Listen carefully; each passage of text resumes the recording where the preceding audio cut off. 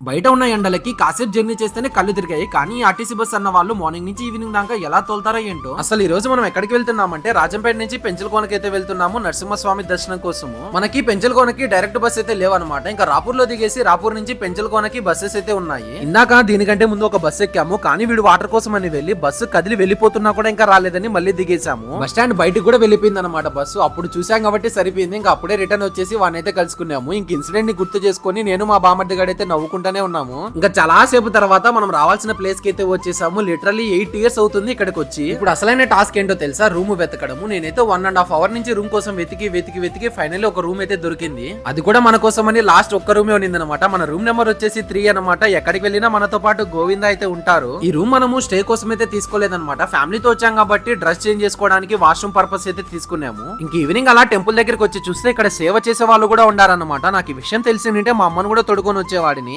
ఎందుకంటే మా అమ్మకి సేవ చేయడం అంటే చాలా ఇష్టం అనమాట. పోనీలేండి నెక్స్ట్ టైం ట్రై చేద్దాము. ఇంకా టెంపుల్ దగ్గర కోలాటం జరుగుతుంటే ఎంత మంది జనాలు వచ్చారంటే లిటరల్లీ నేనే షాక్ అయ్యాను. ఎందుకంటే వాళ్ళు కూడా పర్ఫార్మెన్స్ అయితే చాలా బాగా చేస్తున్నారు. నేను కూడా ఒక 10 నిమిషాలు అక్కడే ఉండి చూస్తూ ఉండిపోయా. వీడియోకి లైక్ చేసి సబ్స్క్రైబ్ చేసి పెట్టుకోండి. నెక్స్ట్ వీడియోలో 8 years తర్వాత వచ్చినందుకు ఏం జరిగిందో నెక్స్ట్ వీడియో చూద్దాం.